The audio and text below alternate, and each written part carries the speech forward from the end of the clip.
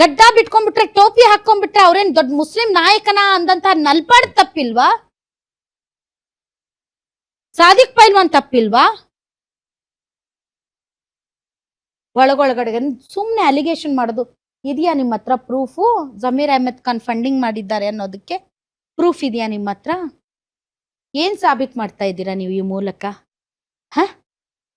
ನಿಮ್ಮ ಪಕ್ಷದ ಆಂತರಿಕ ವಿಚಾರಗಳನ್ನ ನಿಮ್ಮ ಪಕ್ಷದ ಒಳಗಡೆ ಇಟ್ಕೊಳ್ಳೋದು ಬಿಟ್ಬಿಟ್ಟು ಅದನ್ನ ಬಹಿರಂಗವಾಗಿ ಚರ್ಚೆ ಮಾಡೋದ್ರ ಮೂಲಕ ರಿಜ್ವಾನ್ ಅವರನ್ನ, ಸಲೀಂ ಅಹಮದ್ ಅವರನ್ನ ಬಿಟ್ಟು ಪ್ರೆಸ್ ಮೀಟ್ ಮಾಡಿಸಿ ಜಮೀರ್ ಅಹಮದ್ ಒಬ್ರೇ ಅಲ್ಲ ನಾಯಕ, ಬಹಳಷ್ಟು ಜನ ನಾಯಕರಿದ್ದಾರೆ ಅಂತ ಪಕ್ಷದ ಒಳಗಿನ ವಿಚಾರವನ್ನ ಪ್ರೆಸ್ ಮೀಟ್ ಮಾಡಿ ನೀವು ಹೇಳಿಸೋಷ್ಟ್ರ ಮಟ್ಟಿಗೆ ಪಕ್ಷವನ್ನ ಹರಾಜ್ ಹಾಕಿರೋದು ಒಬ್ಬ ಪಕ್ಷದ ಅಧ್ಯಕ್ಷನಾಗಿ ಈ ಘಟನಾವಳಿಗಳು ಸರಿನಾ? ಡಿ ಕೆ ಶಿವಕುಮಾರ್ ಅವರೇ,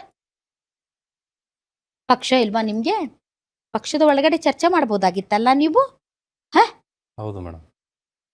ಆಮೇಲೆ ಅಲ್ಲ ಆದ್ಮೇಲೆ ಮೀಡಿಯಾ ಅಲ್ಲ ರೀ ಇಂಪಾರ್ಟೆಂಟು, ಪಕ್ಷ ಇಂಪಾರ್ಟೆಂಟು, ಮೀಡಿಯಾ ಅಲ್ಲ ನಿಮ್ಗೆ ಸ್ಥಾನಮಾನ ಗೌರವ ಕೊಡೋದು ಅಂತ ಡ್ಯಾಮೇಜ್ ಎಲ್ಲ ಆದ್ಮೇಲೆ, ಅದಕ್ಕಿಂತ ಮುಂಚೆ ಪಕ್ಷದ ಅಧ್ಯಕ್ಷರಾಗಿ ಎಲ್ಲಾರನ್ನು ಕರೆಸಿ ಕೂರಿಸಿ ಮಾತಾಡಿ ಯಾವ್ದು ಸರಿ ಯಾವ್ದು ತಪ್ಪು ಅನ್ನೋದ್ರ ಬಗ್ಗೆ ಸಮಾಲೋಚನೆ ನಡೆಸಿ ಅದಾದ್ಮೇಲೆ ತಾವು ಡಿಸಿಷನ್ ತಗೊಳ್ಬೇಕು.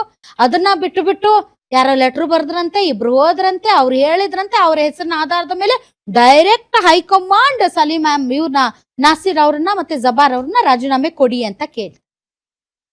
ಹಾಗಾದ್ರೆ ಈ ಹಿಂದೆ ಯಾರು ಕೂಡ ಈ ರೀತಿಯಾಗಿ ಟಿಕೆಟ್ ಕೇಳೇ ಇಲ್ವಾ? ಏನ್ ಮೆಸೇಜೇ ಅರ್ಥ ಆಗ್ತಾ ಇಲ್ಲ. 90% ಮುಸಲ್ಮಾನರು ಈ ಬಾರಿ 2023 ಚುನಾವಣೆಯಲ್ಲಿ ಕಾಂಗ್ರೆಸ್ಗೆ ಮತ ಹಾಕಿದ್ದಾರೆ. ಟೋಟಲ್ ಅವ್ರು ಗಳಿಸಿರುವಂತಹ ಮತಗಳಲ್ಲಿ 25% ಮುಸಲ್ಮಾನರ ಮತಗಳೇ ಕಾಂಗ್ರೆಸ್ಗೆ ಬಿದ್ದಿದೆ. ಬೇರೆ ಬೇರೆ ಜಾತಿ ಸಮುದಾಯಗಳಿಗೆ ಹೋಲಿಕೆ ಮಾಡಿದರೆ ಮುಸಲ್ಮಾನರು 80%ಗಿಂತ ಹೆಚ್ಚು ಮತವನ್ನ ಕಾಂಗ್ರೆಸ್ಗೆ ಕೊಟ್ಟಿದ್ದಾರೆ. ಪರಿಶಿಷ್ಟ ಜಾತಿ 63%, ಕುರುಬ 63%, ಮುಸಲ್ಮಾನರು ಮಾತ್ರ 88% ಓಟ್ ಕೊಟ್ಟಿದ್ದಾರೆ ನಿಮ್ಗೆ. ಹಾಗಾದ್ರೆ ಶಿಸ್ತು ಕ್ರಮ ಕೇವಲ ಮುಸಲ್ಮಾನರಿಗೆ ಮಾತ್ರನಾ? ಬೇರೆಯವ್ರಿಗಿಲ್ವಾ? ಬರೀ ಮುಸಲ್ಮಾನರಿಗೆ ಮಾತ್ರನಾ ಶಿಸ್ತು ಕ್ರಮ? ಅವ್ರು ಓಟ್ ಕೇಳೋದು ತಪ್ಪು. ಅವ್ರು ಓಟ್ ಕೇಳಲಿಲ್ಲ ಅಂತ ಅವ್ರು ಕೋಪ ಮಾಡ್ಕೊಂಡ್ರೆ ಅದು ತಪ್ಪು. ಅವ್ರ ಪ್ರಚಾರಕ್ಕೆ ಬರೋದು ತಪ್ಪು, ಬರ್ಲಿಲ್ಲ ಅಂದ್ರೂ ತಪ್ಪು.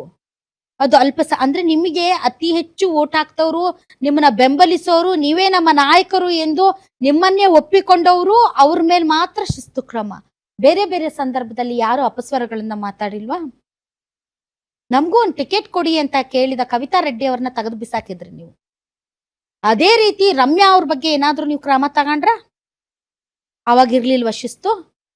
ಕವಿತಾ ರೆಡ್ಡಿ ಬಹಳ ವರ್ಷಗಳಿಂದ ಕಾಂಗ್ರೆಸ್ಗೋಸ್ಕರ ತುದಿಗಾಲಲ್ಲಿ ನಿಂತು ನಾವು ವಕ್ತಾರರಾಗಿ ಎಷ್ಟು ಹಾರ್ಡ್ ಕೋರ್ ಅವರು ಕಾಂಗ್ರೆಸ್ನ ಡಿಫೆಂಡ್ ಮಾಡೋರು. ಅವ್ರೊಂದು ಮಾತಾಡ್ಬಿಟ್ರು ಅಂತ ಅವ್ರನ್ನ ತೆಗೆದು ಎಸಿದ್ರಿ. ರಮ್ಯಾ ಅವ್ರನ್ನ ಯಾಕೆ ಎಸಿಲಿಲ್ಲ ನೀವು? ನಿಮ್ಮ ಮಗು ಅಳ್ತಿದ್ಯಾ? ಹಾಗಾದ್ರೆ ನಿಮ್ಮ ಮಗುವಿಗೆ ಜೀನಿ ಸರಿ ಇಟ್ಕೊಡಿ.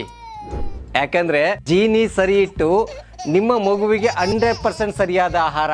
ನಿಮ್ಮ ಮಗು ನೆಮ್ಮದಿಯಾಗಿ ನಿದ್ದೆ ಮಾಡಬೇಕಾ, ದಷ್ಟಪುಷ್ಟವಾಗಿ ಬೆಳಿಬೇಕಾ? ಹಾಗಾದ್ರೆ ಜೀನಿ ಸರಿ ಇಟ್ಟು ಕೊಡಿ. ಎಲ್ಲಾ ಮೆಡಿಕಲ್ ಶಾಪ್ಗಳು, ದಿನಸಿ ಅಂಗಡಿಗಳು, ಸೂಪರ್ ಮಾರ್ಕೆಟ್ಗಳಲ್ಲಿ ಲಭ್ಯ. ಸಲೀಂ ಉಗ್ರಪ್ಪ ವಿಚಾರದಲ್ಲಿ ಸಲೀಂ ವಿರುದ್ಧ ಕ್ರಮ ತಗೊಂಡ್ರು, ಉಗ್ರಪ್ಪನವ್ರ ವಿಚಾರದಲ್ಲಿ ಹಂಗೆ ಬಿಟ್ರು. ಪಿಕ್ ಅಂಡ್ ಚೂಸ್ ಮಾಡ್ತಾರೆ ಇವರು. ಹಂಗೆ ಕ್ಷೇತ್ರಗಳಲ್ಲಿ ಇದೇ ರೀತಿಯಾದಂತಹ ಬಂಡಾಯ ಅಥವಾ ಭಿನ್ನಮತ ಅಥವಾ ಪಕ್ಷ ವಿರೋಧಿ ಚಟುವಟಿಕೆಗಳಾದ್ರೆ ಎಷ್ಟು ಎಕ್ಸಾಂಪಲ್ ಬೇಕು? ಪರಮೇಶ್ವರ್ ಅವ್ರ ವಿಚಾರದಲ್ಲಿ ಪರಮೇಶ್ವರ್ ಪಕ್ಷದ ರಾಜ್ಯಾಧ್ಯಕ್ಷರಾಗಿದ್ರು. ಅವರೆಲ್ಲಿ ಮುಖ್ಯಮಂತ್ರಿ ಆಗ್ಬಿಡ್ತಾರೋ ಅಂತ ಅವರನ್ನ 2013ರಲ್ಲಿ ಸೋಲಿಸಿದ್ಯಾರು.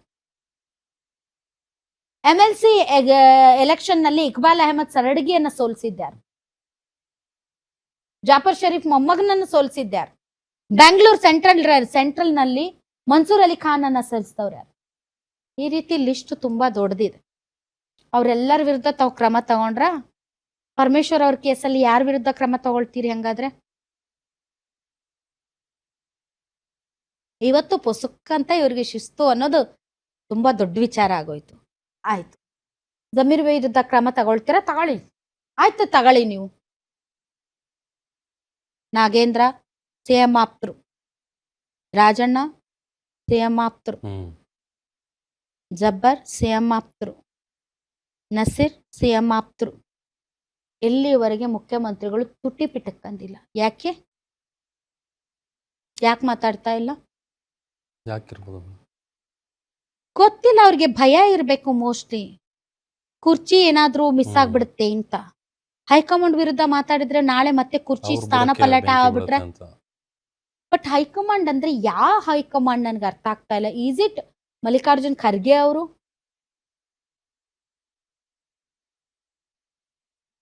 ಶಿವಗಂಗಾ ಬಸವರಾಜ್ ಅವರು ಮಾತಾಡಿದ್ದಾರೆ. ಅಲ್ಲ ರೀ, ಜಮೀರ್ ಅಹಮದ್ ಖಾನ್ ಅವರು ಅಷ್ಟು ಬೇಡವಾಗಿದ್ದವ್ರು, ಆದ್ರೆ ಕೇರಳಗೆಲ್ಲ ಯಾಕೆ ಕರೆಸ್ತಾ ಇದ್ರು ಅವ್ರನ್ನ ಅಂತ.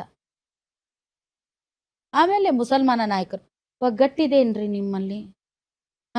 ನಿಮ್ಮಲ್ಲಿ ಒಗ್ಗಟ್ಟು ಇಲ್ಲದೆ ಇರೋದಕ್ಕೆ ನಿಮ್ಮನ್ನ ಯೂಸ್ ಮಾಡಿ ಹಿಂಗ್ ಮಾಡ್ತಾ ಇರೋದು.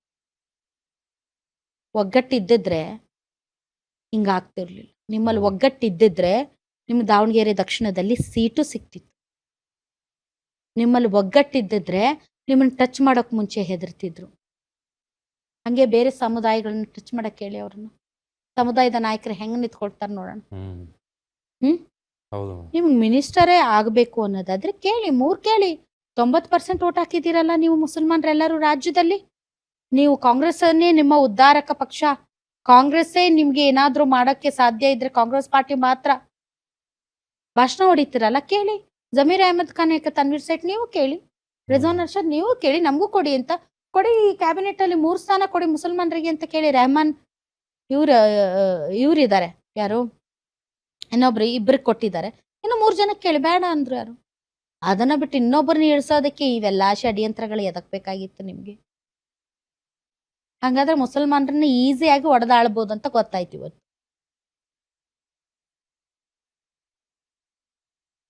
ನನಗನ್ಸಿದ ಮಟ್ಟಿಗೆ ಈಗ ಮೀಸಲಾತಿ ವಿಚಾರದಲ್ಲಿ ಏನ್ ಸ್ಟ್ಯಾಂಡೇ ಇಲ್ಲ ಇವ್ರದ್ದು, ಕಾಂಗ್ರೆಸ್ ಅವ್ರದ್ದು. ಅದನ್ನ ಕೇಳಲ್ಲ ಇವ್ರು ಮುಸಲ್ಮಾನರು. ಒಬ್ರು ಬೆಳೀತಿದಾರಂದ್ರೆ ಅವ್ರನ್ನ ಕೆಳಗಿಳಿಸಿ ತಾನು ಹೆಂಗ್ ಮೇಲೆ ಹತ್ಬೇಕು ಅನ್ನೋದು ಮಾತ್ರ ಅವ್ರಿಗೆ ಗೊತ್ತಿರೋದು. ಐ ಆಮ್ ಸಾರಿ, ನಾನು ಸಮುದಾಯವನ್ನ ನಾನು ಹೀಯಾಳಿಸ್ತಿಲ್ಲ, ಟೀಕೆ ಮಾಡ್ತಾ ಇಲ್ಲ. ಬಟ್ ಬದಲಾಗಿ ನಿಮ್ಮಲ್ಲಿರುವಂತಹ ಒಗ್ಗಟ್ಟು ಯಾವ ರೀತಿ ಎಕ್ಸ್ಪೋಸ್ ಆಗ್ತಾ ಇದೆ, ನಿಮ್ಮ ನಾಯಕರನ್ನ ಒಬ್ಬೊಬ್ಬರಾದ್ಮೇಲೆ ಒಬ್ಬರನ್ನ ಹೆಂಗ್ ಕಿತ್ತು ಬಿಸಾಕ್ತಾ ಇದ್ದಾರೆ, ನೀವು ಅರ್ಥ ಮಾಡ್ಕೊಳ್ಳಿ ಅಷ್ಟೇ. ಹೌದಾ? ಹೌದು ಮೇಡಮ್.